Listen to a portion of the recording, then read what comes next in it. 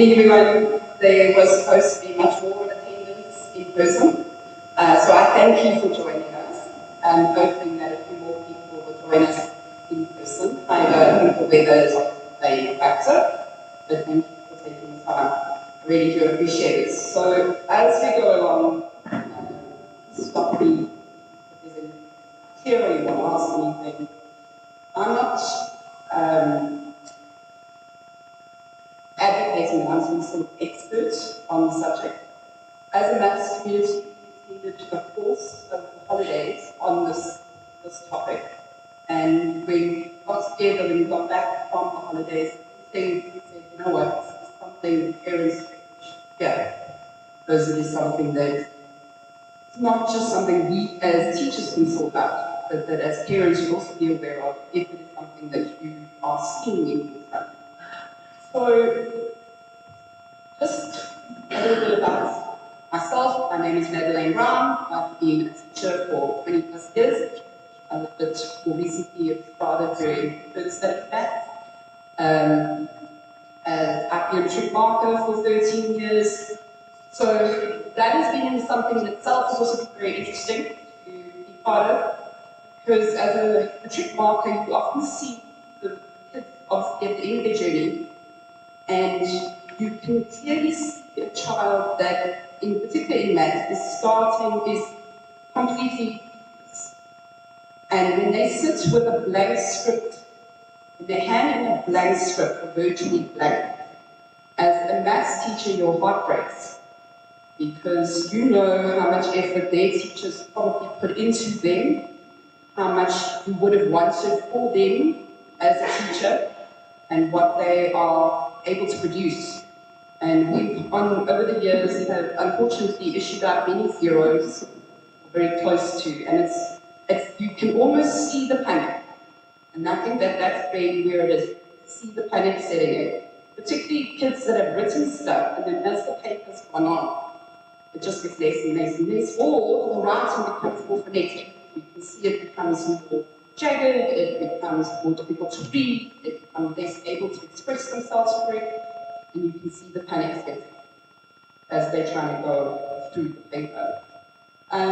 So my educational journey, I did an MSc in genetics. I then decided to move into education. I did my CE, and then I did my BSc Honours in Maths Education, which is then taking here. This is where I am. So basically, just to say to you, I have done this a bit, have been around, I'm not trying to be an expert on this particular topic, but my personal experience, and I'll share some of those with you as well, of my own students, has made it very difficult for me as a teacher to sit in front of a student and think what to do next. Because they have shown me, they have broken down, and it's not because of the fact that they don't understand the work. There are many kids that truly do put in the effort, but when they get into a test or exam situation, they fall apart. And parents sit in front of us, at parents' evening, we don't really know what's later. And it's very difficult as a teacher, because we're as human as you are, and I'm trying our best that you are, to try and say, where do we go next? And why is this happening? Because everything that he's supposed to be doing, he's doing. We're trying to do anyway, and it's just not coming up. So, through my own educational experience, I wasn't an A student in maths throughout my career, when I was a school leader. As I said, geometry was my nemesis. I absolutely hated it. I was one of those students that would work through a question, answer all the theorems that we had to do the proofs of, which was about 30% of our geometry section at the days that I wrote, and then the other 60% of the geometry I would sit and stare at for the rest of the hour, 3 hours. My trick, I knew I aced. My analytical, my stats, I knew I was 100% good, and then I would sit and stare at geometry. And I can remember many days sitting, staring at this work, not going, I have a clue of where to go next. So when that child sits in front of a geometry rider, for example, or not even a geometry rider, and there's no understanding of what step to take next. I think most teachers do understand that because generally speaking, in particular maths, I'm not going to speak about other subjects, but I think in particular maths, a teacher that struggled themselves somewhat in the subject usually make better teachers because they're not the people that are sitting with the 5-15 idea that everybody can do maths because they themselves struggle in their own journey and learn ways to explain to themselves as well as their peers. Perhaps they're good at explaining to their friends when they're at school.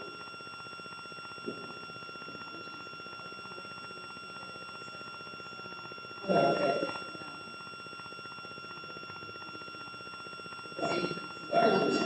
No problem.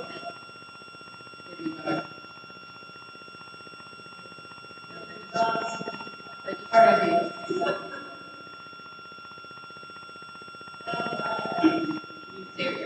Mathematics makes sense. And that's what we hope we get our kids to. So it was created by humans, for humans, to help us understand our world and to solve problems. It is highly valued for society, in society. Math matters. It's seen, not necessarily truthfully, but it is seen as a measure of intellect. Not necessarily the case, and I think that's where we get it wrong. Just because you can't do math doesn't mean you're stupid. And this is where I think a lot of things go wrong. That notion. If you can't put the numbers together in the correct way, you don't have your brain wired correctly. It does open doors into careers. We do know this. To get into varsities, into particular courses, unfortunately it does. We do know that. But it also is not, the courses that require maths are not the only courses that kids can go into. There are myriad others that they can go into and excel at. It does provoke much angst amongst mainly parents, I think, than the rest of the subjects combined. Because like the gentleman that gave this talk initially, his name is Paul Bebetti, is one of the senior maths teachers at Michael House down in Natal. And as far as I understand, he is the deputy, one of the deputies. He says he gets parents phoning distressed about their son's history mark, or a mark for geography, or something like that. It's important in the maths. Something has catastrophically happened in the maths now, what's going to happen, what can we do about it? Unfortunately, there is no such thing as a maths break. You can be good at it, and it depends a large percentage on what came earlier. And like Mr. Beck said, and I, to a certain extent, agree with him, where he said that if he can get hold of a child at 5, more than likely he will get that child through with flying colours. But it's what's come before. So what have the experiences been that they've been exposed to that has caused anxiety, that has caused them to not see maths as something that is doable or critical or accessible. So we need to be able to, as people, a lot of stock is put on estimating the laws of a fight versus flight reaction. It's incremental in nature, so in other words, every concept builds on the next concept. And then we also move from concrete into abstract concepts. And this is where things start going wrong, particularly when we move from primary school into high school. Because a lot of parents sit in front of us and they say to us, particularly in the grade 8 and 9 level, they'll say to us, but my child was great in primary school. They couldn't do maths in primary school. But they were doing arithmetic in primary school. They weren't doing algebra in primary school. They weren't working with concepts that makes no meaningful sense on a hard and fast level. So if I'm not taking 2 balls and adding it together with another 5 balls, I'm not doing that in high school. I'm doing that in primary school. So in primary school, they can add 2 plus 5. That's awesome. Because that's what we need them to do. We need them to be moving beyond that. So unfortunately, you're not doing arithmetic anymore, you're doing mathematics, which is moving more into the abstract. And there's areas where a lot of people struggle. Unfortunately, there is no substitute for understanding. You need to understand it, or it's not going to come right. You can't go to learn maths. You can go to learn your theorem, you can go to learn the Pythagorean triplets, etc., but you can't rote learn how to reason your way through a problem. And unfortunately, that's what I'm encountering, all encountering. We've encountered for years where kids will sit in front of you after a test and they'll say, oh, but there's nothing like what you did in class. It was so difficult. Let's look at this chapter, let's look at this exercise. How was this question difficult, different from what we just did in class 2 or 3 days ago? No, it was different numbers, but I can use thousands of different numbers. It's the same thinking, and I shouldn't have to use exactly the same number. There's no way you can memorize every single question with exactly that set of numbers. And I'm going to ask you on that. I'm not going to do that. I need to see your thinking. I'm not going to ask you to put 2 plus 2 together in that order. And that's what kids are often getting or not understanding, is that, for instance, a learning subject, like, for instance, geography, or, and I'm not, Claire, you can help me out with this, but I'm not teaching him a learning subject, I'm teaching him a reasoning subject. So, unfortunately, maths anxiety is not an excuse to do badly. It's something we've got to recognize, and it's not something to create panic. It's not the purpose of tonight. It's something to recognize and know how to manage. Not all bad marks can be attributed to maths anxiety. Often we say, well, the boy is just lazy, the child is just lazy. Now we want to say, well, perhaps we can add a label to it. That's not the case. That's not what I'm saying. Not every child that's sitting in front of you that's truly not doing any work, now we can say, oh no, they've got maths anxiety. That's not what we do. That's not what we're trying to do. We're trying to say, if there are certain symptoms that are manifesting, perhaps we need to look at it. So, it is not a substitution, or it is not an excuse for lack of preparation. There is no excuse for lack of preparation. If you have prepared, and if your child has prepared and gone through the motion, and honestly and truly put in the time, and they're still coming out with poor results, then you can look a bit deeper. But it's when the preparation hasn't been done, and obviously that can play a role in maths anxiety as well. But if preparation hasn't been done thoroughly, and we're still seeing, and we are seeing these bad marks, so we need to say, well, is the child not doing enough preparation? Or is there something more? So, another thing is that when maths marks start declining, particularly a child that is quite a high achiever, the first thing that goes wrong, that we see academically, if there's something going wrong behind the scenes we don't know about as teachers, as, for instance, an emotional issue, something's happening at home that we don't quite know about, the first thing that we pick up is a decline in maths marks. So it's not necessarily also linked to anxiety, it could be something else, it could be another issue at play. Something else is happening, mom and dad are not doing well together, whatever. So there's a whole myriad of things that we need to look at before we can just throw out a label. That's not what we do. We're not trying to throw out a label. So what is maths anxiety? It can be defined as unpleasant emotions and thoughts such as fear, dread, and worry that appear in academic and life situations involving mathematical tasks. It's not new. It was first coined in the 50s. It's now starting to become, or gain a little bit more momentum. I think definitely as university entrance has become tougher, kids are struggling to get into the courses that they want to get into, marks are becoming more difficult to come by, there's a lot more demand on them, culturally, sports-wise, academically. We are starting to see more of a rise, particularly on a subject like this. They do say that the research has shown that brain activation, people experiencing maths anxiety, similar to that people in physical pain. And I can honestly say that I've witnessed this through students that I've taught. I taught a child probably about 6 or 7 years ago now, and she's not a stupid person. She did AP English. She was able to reason her way through really, really tough pieces of comprehension, But if I asked her to say, well, if I've got this many pens and I've got that many pens, what do I do to get them to add them together? She couldn't tell me. This is not a brain that is stupid. But as soon as it had a plus or minus or a number attached to it, everything just shut down. And she would go into a panic. She would go into a complete and utter panic. And this is not something that I can say is because she lacked intellectual capacity. She is really bright. But there's something that happened when she saw pluses and minuses and times and divides and A's and B's and 3's and 4's that everything just melted.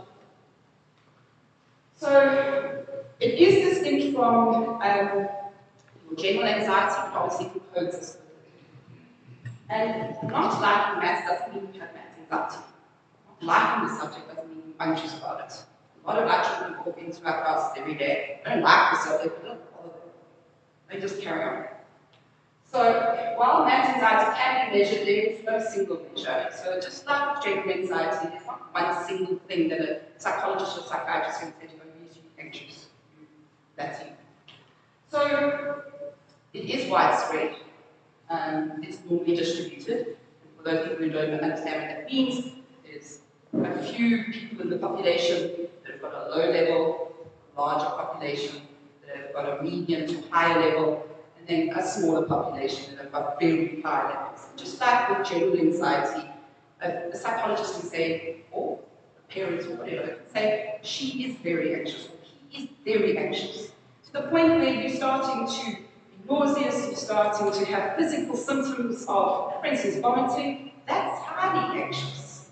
You know, when you're just having a little bit of a butterflies in the stomach, wouldn't necessarily say that that's highly anxious, but certainly there is a scale. So that is another thing, it's not a binary thing, there is a scale, just like with regular anxiety, or general anxiety, should say. You can have a mild version of it, or you can have it specifically okay, so where people land themselves in hospitals and on some sort of medication, which is hopefully not the case. It can be debilitating, depending on how severe it is.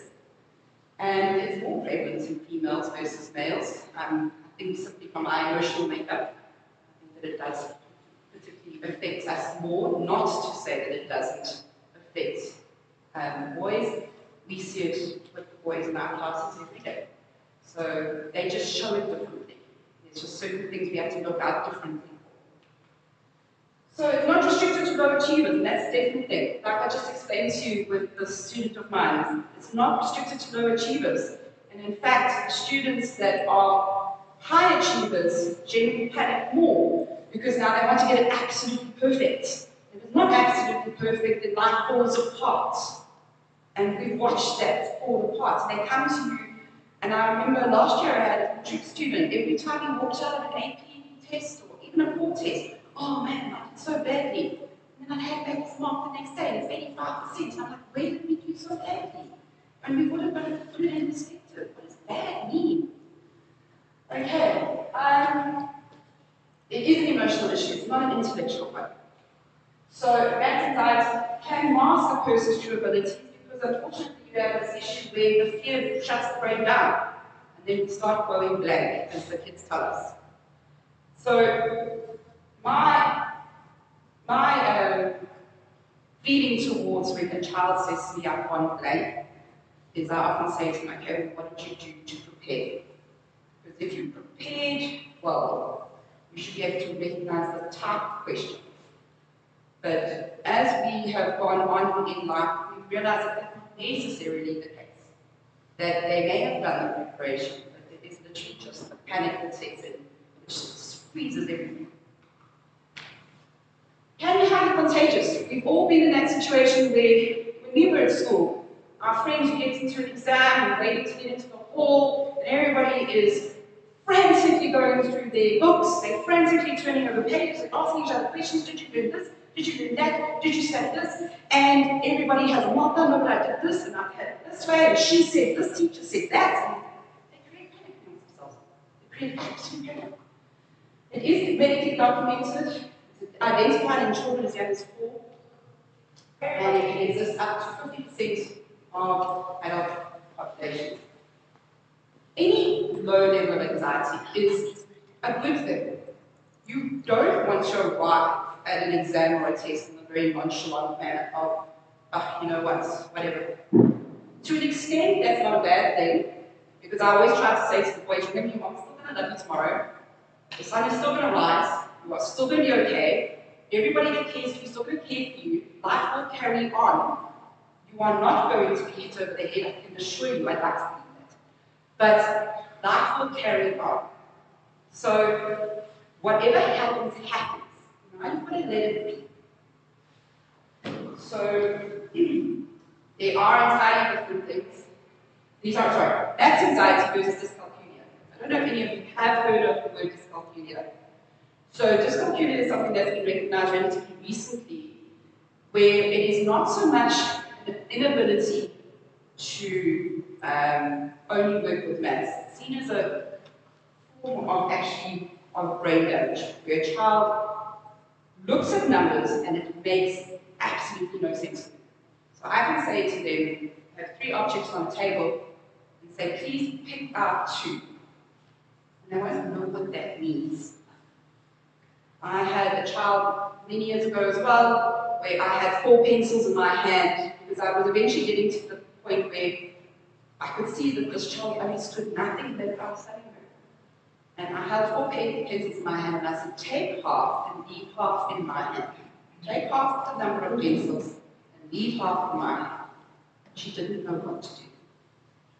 And that was 4 pencils, and she was in grade 9. She didn't know what to do.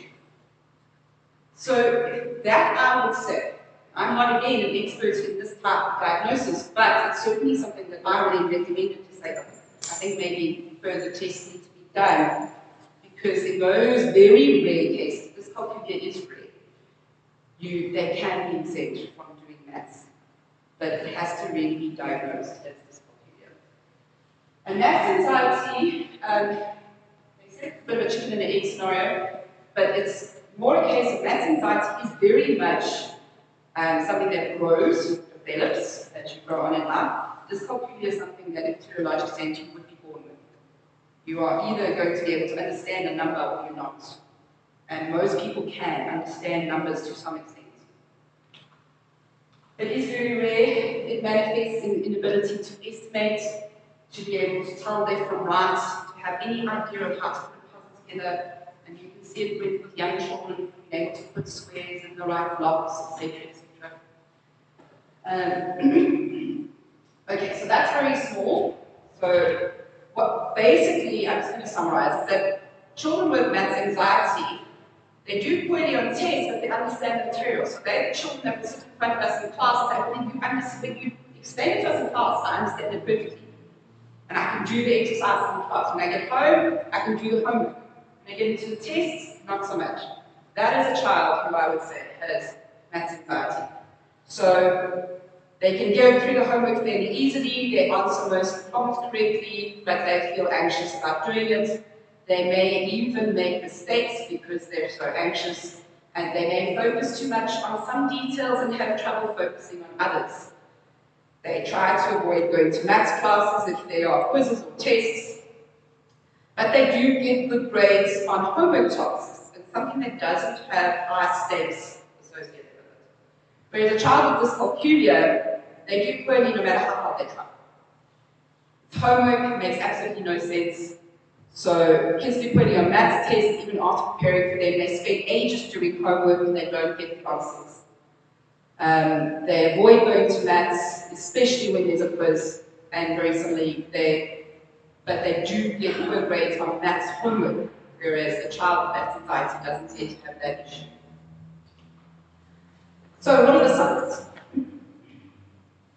Feeling panicked and stressed, feeling flustered and struggling to concentrate on a calculation, going blank, inexplicably getting things wrong, which were previously mastered. You thought you had it in class, and not so much anymore when you get to an exam or test. Increased heart rate, these things can be measured. Sweating and nausea, avoiding situations which involve maths. This is the type of situation that a child would go through as their panic increases. Something simple, they experience symptoms of maths anxiety, you start getting negative thoughts, They start ruminating on these negative thoughts. The ruminating interferes with their ability to think, and all of a sudden, there's nothing in it, basically. 25% of 15-year-old students are reported as feeling helpless during a math problem, and 6 to 17% of researchers estimate that 6 to 17% of the population experience math anxiety. So how is it measured? Through self-report questionnaires, so scales and emojis, we often do it where we try to get an idea from the kids. Monitoring of brain activation and blood pressure, and tremendous variation at an individual level. So I'm actually going to jump over this because I'm going to speak to it more here. So math anxiety in the brain, does it affect the brain differently? Math anxiety interferes with mathematical ability, although it is unknown if math difficulties cause math anxiety or vice versa. Worrying during a math exam uses up the brain's energy in the emotional parts and leaves little left for thinking and the memory parts. No links have been found between math anxiety, age, intelligence, and working memory. Structural changes have been present in the amygdala, a key area in the brain for negative emotions processing such as fear, stress, and anxiety. Students with dyscalculia tend to have high levels of math anxiety because they know what's coming. Right, so this is something that I picked up from a talk that we went to over the weekend on assessment literacy. And just a reminder of how memory works. So when you get a sensory input such as pictures, as questions, a routine of how to work through something, your teacher's gone through a particular process of how to work through a particular question. Unfortunately, most of that information, and that happens with us all, most of that information disappears within a few minutes. So, unless that you want to put it into a short-term memory and actually work within your working memory, there has to be some sort of repetition, which is where homework comes in, which is where the working on your own comes in, because the child cannot actually form the correct connections into the long-term memory until that working memory is solidified. So the encoding happens to move it into the long-term memory so that you can recall it. And it's that spiral, or it's that process of trying to repeat and make sure that you are being able to do the same process over and over again, where the homework comes in, where the working in class comes in, that often our students fall down. And that process is where things can be improved upon. So causes, there's no one single cause.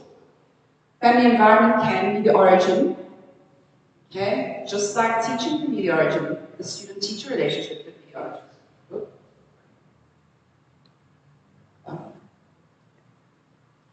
Here we go. So fear of poor performance, family pressure, varsity entrance pressure.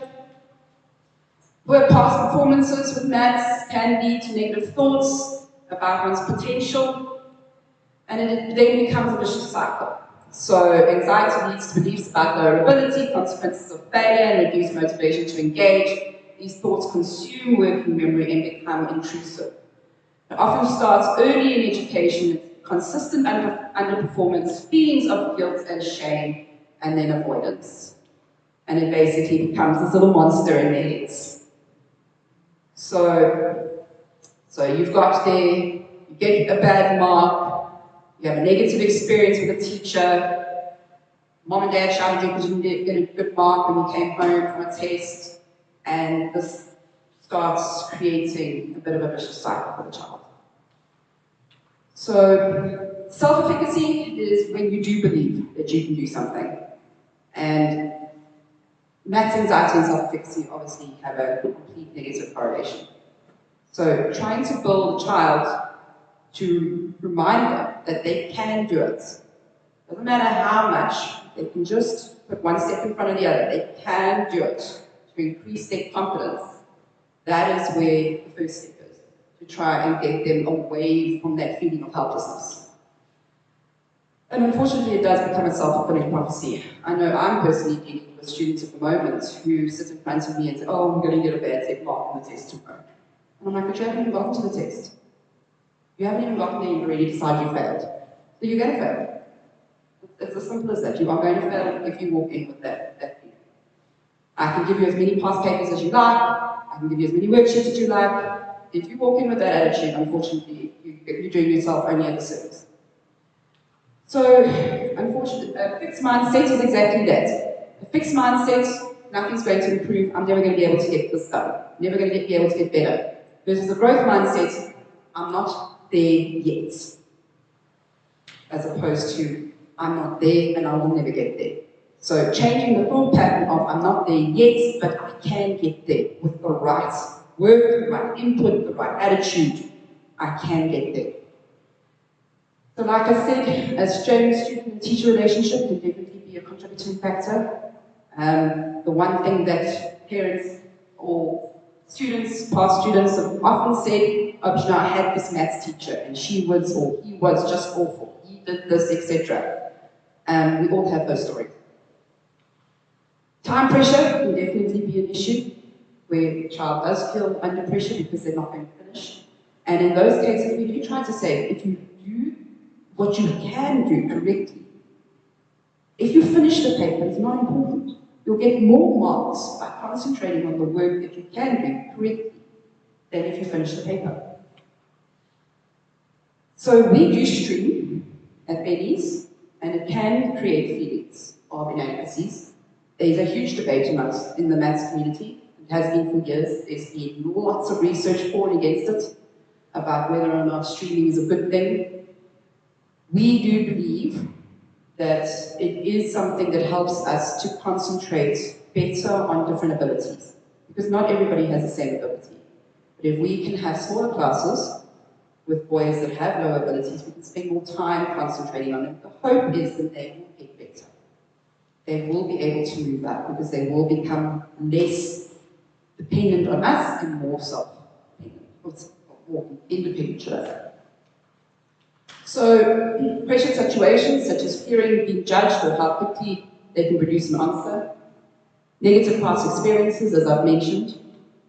Cultural bias. Often, your Asian community, they are always picked on because they're supposed to be very good at maths, and that's not always the case. So, they have a lot of issues from background, etc., that they're supposed to be good at it. And those children sometimes aren't. And we need to recognize he's just an individual. He's not necessarily going to be fantastic at it because all his predecessors. Second language causes a huge issue. There is a lot of writing up that's happened about second language, and particularly listening to the talk that was given over the weekend, and just reminded that most children in South Africa only start learning in English or Afrikaans from grade 4. So up to grade 4, they've learned in their mother tongue. So they get to grade 4, and now all of a sudden they have to change thinking from their mother tongue into a language that, if they're in a rural area, have never really been exposed to. And now they've got to change everything that they've learned, and still process it, and still now try and stay on board. And that becomes very hard for a child who's already possibly struggling with a subject like that. Because all those words change. All those definitions change. How they express themselves is going to change. So this is a video that was an interview that happened between Paul de Wet and Tom Hunt, professor of psychology in Derby.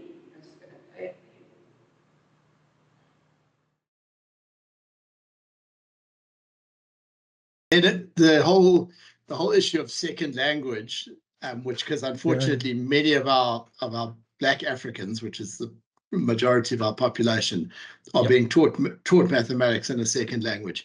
That can only exponentiate the whole problem. Am I right? I mean, it can't help. Yeah, I would say so. I mean, I'm not aware of any research that's focused on that concept of second language in conjunction with maths anxiety. But if we look at some of the arguments around, why maths anxiety has the effect that it does, it largely focuses on the role of working memory, and attentional processes in particular. It's often likened to a secondary task. So if you look at working memory studies, they will often look at a primary task and then get people to do a secondary task. So it's like doing two things at once kind of thing. And generally speaking, if you're doing two things that tap into the same components of working memory, your performance on the primary task is obviously going to be poorer. So it's a bit like, if you're trying to have a phone conversation, but you've got someone else in the background trying to talk to you at the same time. They're both tapping into the same resources that you need. So the idea then with anxiety is, particularly because of the cognitive component of it, what you think about, the thoughts that you're having, that's impacting the working memory resources that you need to solve the problem. So in my mind, if you got the issue then of second language, that's just going to compound matters, because you're talking about phonological information, lots of executive functions there in terms of inhibiting information. So often if you're having to learn in a second language, then your primary language might automatically pop into your head. You're having to inhibit that. You're having to shift your attention from one language to another. These are all executive processes that are obviously vital to lots of different mathematical problems. So I think if you were to combine that sort of second language issue with anxiety, it's a bit more. I'd say it's a double whammy, isn't it? But it might even be more than that. It sort of becomes unmanageable to learn maths. Essentially, if you combine those things. Sure. No, thank you. I mean, my gut feel resonates with what you've said. How do we counter it? So first of all, there can be things that a psychologist or a counselor can recommend, such as deep breathing, relaxation techniques, how to do things during an exam or a test situation to calm yourself down. Cognitive restructuring, challenging erroneous beliefs and abilities, like, for instance, that I'm only going to be able to do anything in life if I've got maths. We need to change that mindset, because it's not true. Bibliography, and particularly with young children. So there's quite a list of books that have been written for children at young ages about maths phobia and about encountering maths phobia and how to deal with it. So little monsters that hate maths or make maths bad, etc., and how they can work with that. Expressive writing, so jotting down how you feel. Cognitive reappraisals, the feelings of anxiety can be reframed as beneficial. And then systemic desensitization, start with the simple stuff. And improving one's mindset, like I said, the power of yes. So more emphasis on accuracy, like I was saying. We don't have to finish the paper, but what we do, let's do it correctly. Create time and space for engagement. Have fun with something that involves numbers, like a Sudoku, something to that effect. Choose maths. So it's not something that we do because there's a whip being cracked. The child must want to choose the subject. To reduce anxiety, it's important to focus on the positive, showing a child times where they have had success in maths. Experiences of success are vital in paving the way to further success. Go back to earlier work and increase reading of fiction. This is something that came out on the weekend as well. The reading of fiction is something that girls are known to be better at than boys. And it's because they tend to enjoy reading more than boys. And what happens when a child reads fiction? They stimulate the creative parts of their brain. And when they stimulate the creative part of their brain, they stimulate the ability to try and solve problems, because they are making connections, trying to put together connections between what they know and what can come, and possible outcomes. So one of the presenters was showing us that across the board in the IEB, the girls' marks tend to be better than the males, the boys' marks.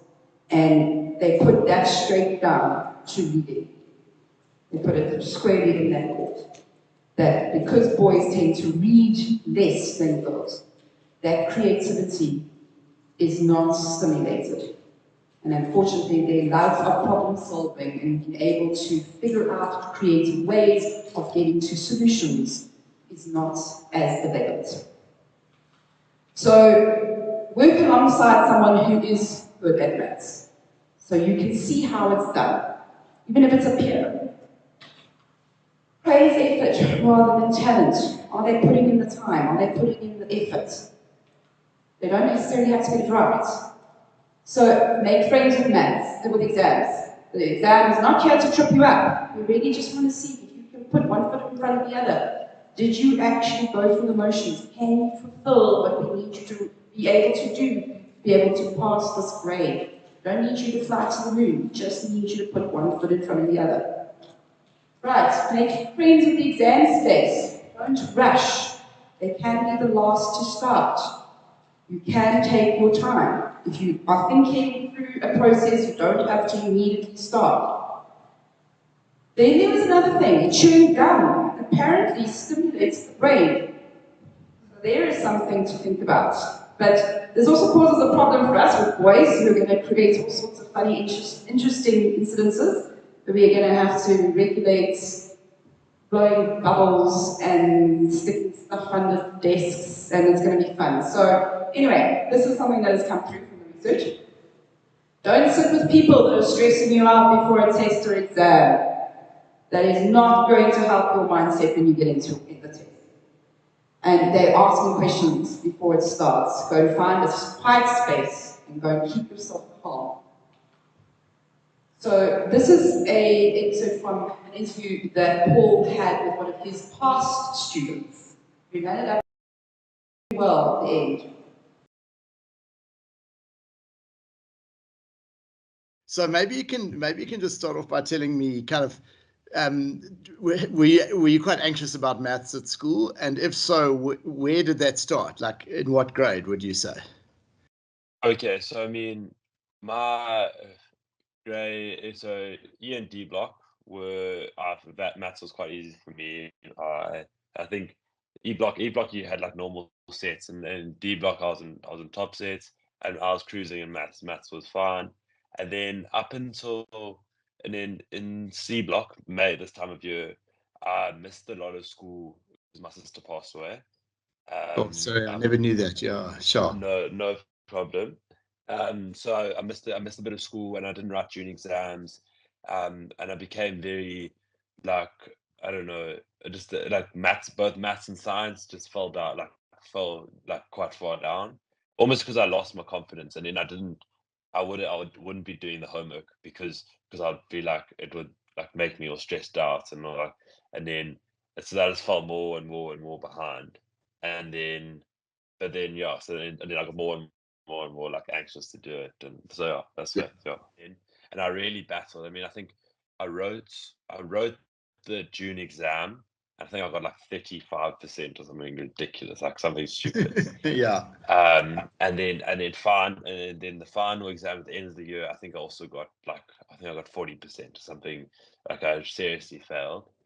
And it was like I just lost my confidence. I lost my confidence in it. I lost those kind of things. So then then in B block I got put into Miss Owen's class. And I slowly but surely like got my confidence back. So I was Right. becoming less anxious at it. Whereas like I was almost like I was dreading going to maths, and then so I was like, because I always get so anxious because I always double check myself. I always nothing I always like I was forever running out. The main thing I was running out of time because I'll do all the sums twice. Right. Okay. And Okay. I'll never think of myself. I'll never say, "Oh no, I've got it right. I know how to do it." I always just double check everything, second guess myself, and then Right. sometimes I'd like cross off the right answer to do another thing because I thought that was the way. But I mean, with that, Miss Owen suggested to me to go through the paper during reading time, not really do the questions, but tick the questions that I definitely know how to do, put a question mark next to the questions that I think might be a bit tricky, and put a cross next to the questions that I don't know how to do at all, and leave those till the end. And that gave me some Right. confidence, because then when writing time started, I would know, I could see all these ticks, and then I'd be like, oh, it made me confident and made me feel like I could do it. And then when I did those ones with the ticks, I wouldn't second guess it. I wouldn't redo it because Right. I would have confidence in it. So that was one major thing that helped me. And one of the things they suggested was to chew chewing gum. Chewing gum, and I started chewing gum, and it was so, I don't know, it just worked for me. It made me more relaxed, I mean, apparently from it is because when you eat, you get happy. I don't know. Yeah. So Yeah. so when I started chewing gum, and that was a big thing. Like, I still chewing gum for tests now. Okay. And in terms of like when you were really stressed out, like about the maths, particularly maybe in C block, what were some of the feelings that you felt in an exam? Like, I mean, did you? Yeah. Talk me through that. Like, just sort of describe it for me. Yeah. Sure. Probably just like panic. I used to get to a sum, and I used to, yeah, I remember I just used to panic about it. I was like, yo, like, I don't know what's happening here. And then I'd overthink it way too much. Thinking it's more complicated than it like actually is. And then I just stress myself out, and I'd become very like anxious, and I'd be like almost cross myself. Yeah. Which just led to a downhill battle because Yeah. almost like No. do you know when you kind of become panicky, and you're like heart, like, I don't know, like you're probably your pulse increases, and like all that, like you feel very like you don't, like, unconfident. Yeah, Yeah. that's And what just probably I can best say. anxious and out of control. Yeah. Yeah, exactly. And I think, but Yeah. again, that tick and crossing, that for me, that was major. That was Yeah. probably the No, best. that's great. Um, That's a very practical, as is a chewing gum, very practical kind of piece of yeah, advice. Yeah. yeah. And what did remind me, what did you end up with finally in matric for maths? I think I got 70. It was 76. I think. Yeah, Okay. No, that's 76. cool. Well, it's 76. No, yeah, it was. that's a massive step back from the Yeah. 35s and the 40s. Yeah. No, exactly. It's definitely, it was a journey for me, and I mean, it just shows I can do it. Like, I can. Yeah. I Absolutely. mean, to an extent now, I'm missing math. I'm missing doing maths and those kind of things. I mean, we do a little bit of maths and like stats, but like it's not that Yes. much. Yeah. Uh, I'm actually in the process of I've been inquiring to maybe change over to like engineering or something like that. So Okay. because I'm missing that like practical side. So, like, I mean, Yeah. that's the extent where, like, I would have never thought I would have wanted that. I never thought I would have wanted to do maths again. But obviously, like, Yeah. I don't know, after like No. that, yeah. No, that's great. So so your confidence is kind of back. Maths anxiety towards the subject, you can pick yourself up again. So the role of the parents, and we spend a little bit of time on the role of the parents, the role of the teacher, what we can do to help. So study finds that parents do a third of their kids' maths that struggle with the other 3/4. Hopefully the joke is not lost in the community here. All right. Parents that worked with their children during COVID, this meme went around quite a bit, where the little girl sitting outside said, "Your teacher there doesn't know about maths." but it makes me want to drink. And the little boy says, "Stop it, Carol, Mum is trying." So hopefully the idea that during COVID, I think parents saw a lot of the fact that working with subjects, in particular maths, is not easy, that the task that we face with the 15, 20, 25 kids in the class for the individual is not easy. So the role of the parent can often, unfortunately, create fear. Please try to avoid saying things to your child like, "I couldn't do maths at school, so therefore I don't blame you for not being able to." It's probably one of the worst things you can say to your child from our perspective. It really is. It doesn't help our job. Families that avoid talking about maths. You can have done badly at maths.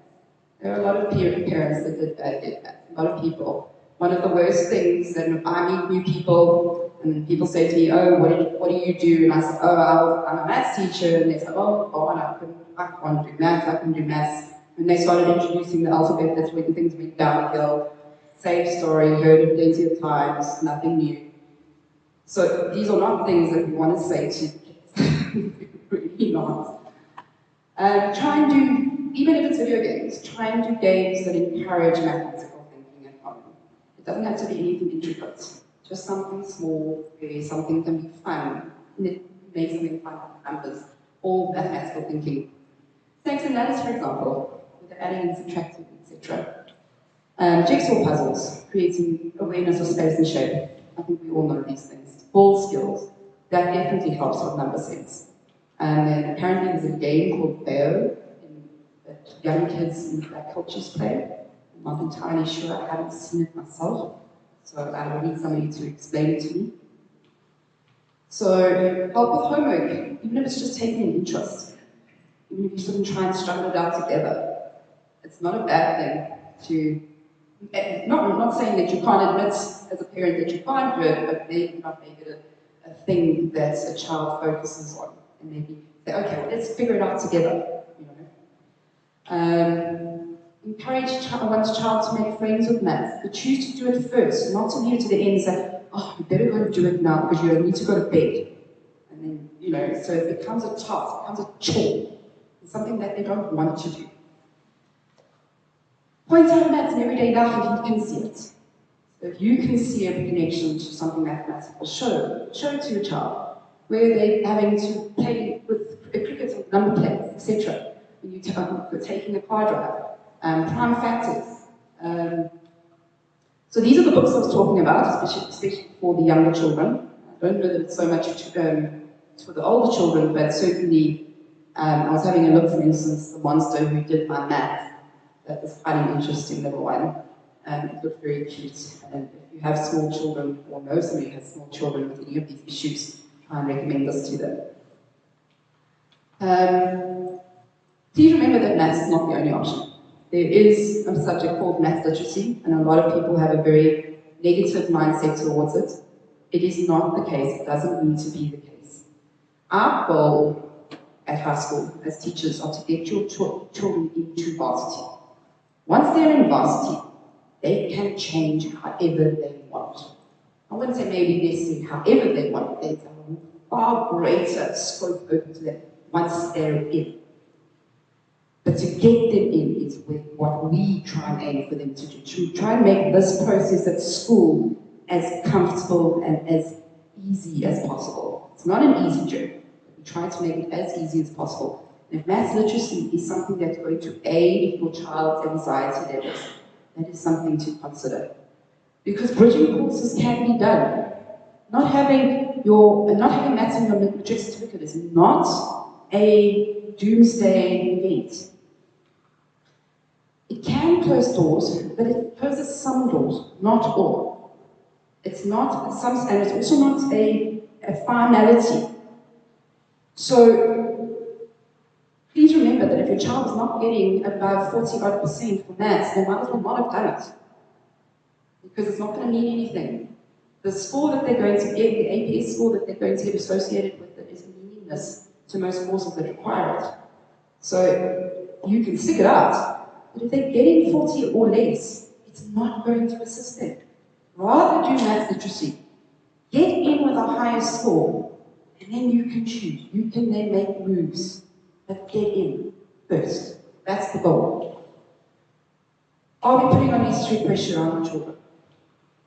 There are bridging courses. So a child, now, it's happened often, a child gets to the end of the trick, they don't have maths because they've done maths, but somehow they have an epiphany that now suddenly want to go into medicine, or now want to go into engineering, etc., etc. They don't have maths. So they spend 6 months doing a bridging course, where they check certificate and they can go further. It's 6 months out of their lives. You know, as much as I do, it's 6 months in the grand scheme of things is nothing. It's going to help their career, it's going to lessen anxiety at school. 6 months to a year out of their life is nothing. They will sail because maturity is higher, their ability to, and they want to do it. When they want to do something, their ability to do something is a lot higher. Maths literacy is a very worthwhile course. It is something that I truly believe should be involved in our life orientation curriculum, because it is teacher skills that we do not do in maths core. It teaches them things like tax tables, retirement annuities, how to plan the painting in your house, how to plan the carpeting in your house, just as an example. I can't even think off the top of my head now, but the things that I've worked through with children in maths literacy, I find so interesting because I don't ever do that on a core level. And it's such useful information that you have to read a COJ account, for example. I mean, you have to figure that horrible thing out. So you have to read the different tariffs and you have to figure out, okay, if I've used this much and then I've got to charge that much. We go through that in maths literacy. So it is much more accessible than maths core. And kids we do find that if children are at the point where the anxiety levels are so high that they are just falling apart, everything with maths core, they move over to maths lit. Everything picks up, not just the maths, everything. All other subjects, because the pressure is off. It's accessible, they start enjoying life, and suddenly things become easier. They become a lot more able to spend time doing things that they enjoy. Please also remember there's never a finality. So I changed degrees 3 times before I eventually settled on my genetics. And then I went into education. I spent 6 years studying a degree, and I spent 6 months in the laboratory, and then decided, nope, not for me. I'm going to try a different course now. And here I am 20 years later. So nothing is ever a finality. You are going to change, your child is going to more than likely change careers several times before they eventually settle on something, and they may not settle there either. So there's nothing that says this is it. You stick with this and this is it.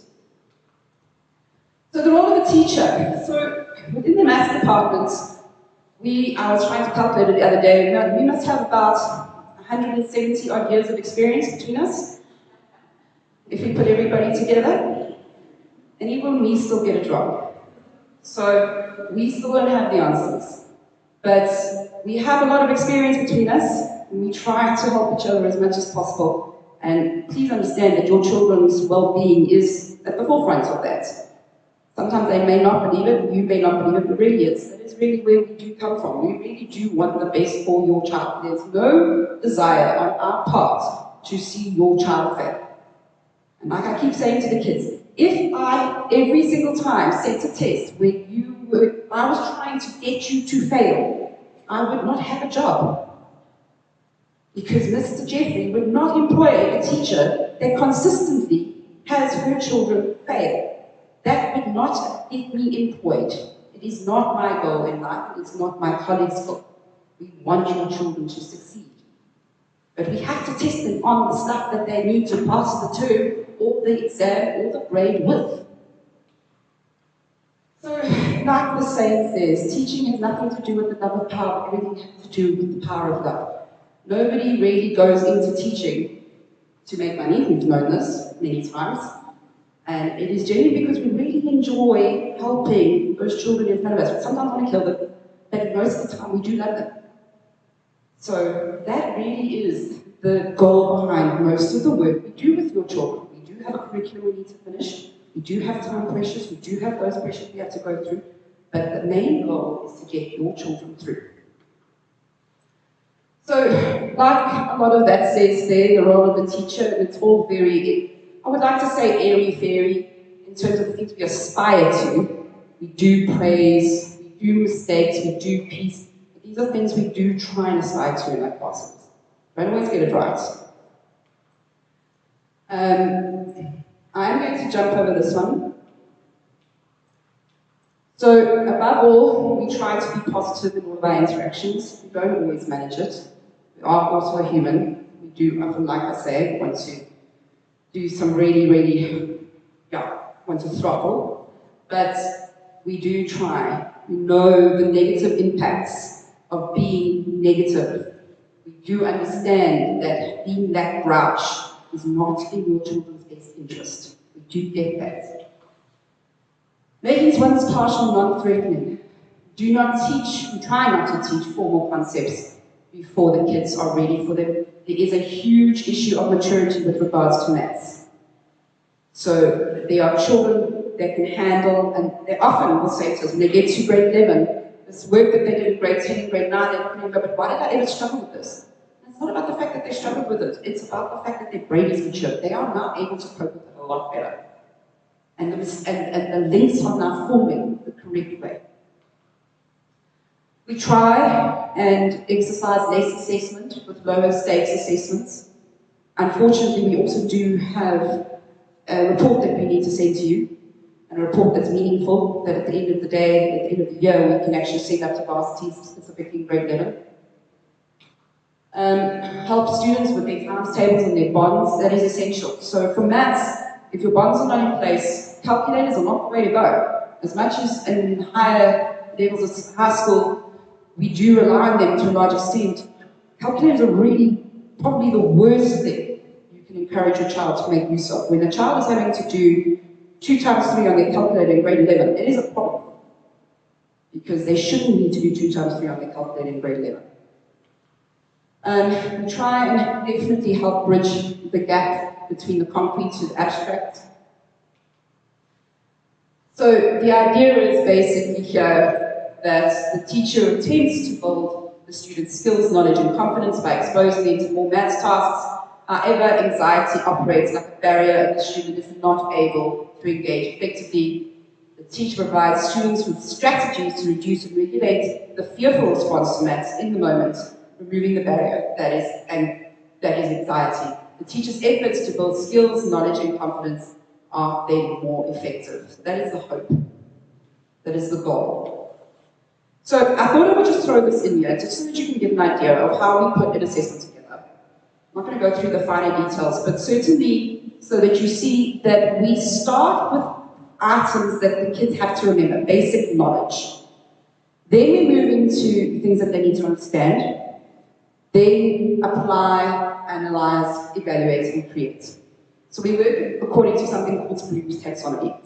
And it is split specifically into very, very definite percentages of items that should be knowledge or something very routine versus complex and then problem solving.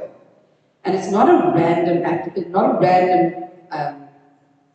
application of percentages. We actually have a grid that we need to work according to at Matric. We have to submit that grid that shows that we have thought about the level of the questions. We don't just randomly throw in questions and say, okay, well, I want them to do this. But does it allow for a student that is not as capable to be able to access that question and somebody who has more problem-solving skills? We do bring that into when we set an assessment. So we would, like I said, 20% is set to acknowledge. These are questions that are directly core, simple procedures, and then another 20 to 30%. So this is something that should be I think I'm knocking this. So these questions test whether you know what is happening in the topic, and they are basic. So now really there's 50% of the paper that a child that is on the lower level of understanding should find accessible. So they should be able to get at least 50% on all assessments if they've just learned the basics. That is the hope. Then 35% is comprised of complex procedures for that grade. And then the next 15 is what we consider problem solving. So how would we suggest that you work on this? So knowledge recall is just knowing the information. Can you tell me what the Pythagoras theorem says? Can you tell me what the 4 theorems for the geometry theorems for grade 11 are, etc.? A simple procedure should be repeated enough for you to consider it as knowledge. Exercises and past papers are useful. Complex procedures should be broken down into components that allow them to see the simple procedures in them. And from there, problem solving should be sorted by breaking it down into components and drawing links between the different modules in math. Now, how do we prepare for a test or exam? And this is what our kids are not managing to get right. First of all, make sure your notes are up to date and neat. I think that most of the kids that we teach seem to think that they're only taking notes down because we tell them to. They don't actually take their notes down because they think they're going to use them. And most of the time, they'll come and ask me a question, ask one of us a question, and we've just given them an exact example of that question, but they haven't opened their book. So it's literally just been an appeasement to us to take that note down, which is the first problem that needs to be overcome. Make a mind map or a thinking map of a summary of the work. For instance, and then you obviously can't read that, but that's a trig equations mind map of the procedures that you would go through to handle the different forms of trig equations. There is another trig mind map for all the different types of trig that they should be able to handle by the time they get to grade 12. Go through your notes carefully.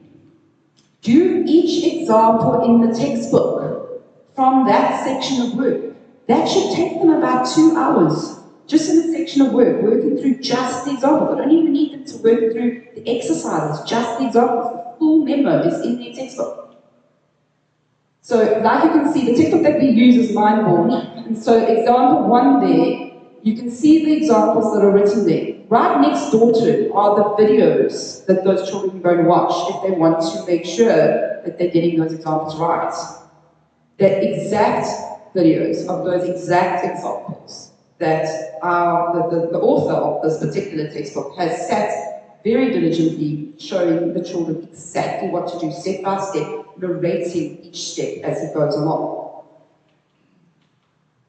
Then I would suggest you download 2 copies of the past paper from the org. You can download the memo, sit with the memo for the first copy, work through it with the memo next to you, perfect. Then throw the memo away and do it again. And see how much you can recall. See how much you can remember how to work through those procedures. Once you've done that, that should take you about an hour. From there, like I said, you do it again, but not with the memo. Then you watch videos to see where you are not understanding. So those videos that I pointed out earlier, go and have a look. He explains it step by step if we are not available to your children because it's late at night, for example. Then, do a second paper. No memo. See whether or not it's made the right impact. This is going to take another hour or so. Then, mark the paper. It's no use doing the paper, they're not marking it. And see where you've gone wrong. Show yourself your mistakes. It's highlighted. Why did you make that mistake? What did you do wrong? Why did you do it wrong? Then do another paper. By that stage, you should be able to talk to your teacher about things that you're not understanding. So just that process on its own should take you about 5 to 6 hours, or should take your children, should I say, 5 to 6 hours. This is not something that we've done the night before. And this is just a test. So some key takeaways. Maths anxiety is a thing. You don't need to deny it. It's an issue. But prevention is better than cure. It's not an excuse to blame everything that goes wrong on maths anxiety. Preparation is essential, and it is key. I understand that many kids enter maths classes with at least some level of anxiety, and then we need to try and manage it rather than eliminate it. And I think this goes for everything that we do in life. Don't only focus on the cause, look after yourself, in other words, your children look after themselves, and be kind. Easier to grow strong children than to be broken adults. Thank you. I hope that was useful on some.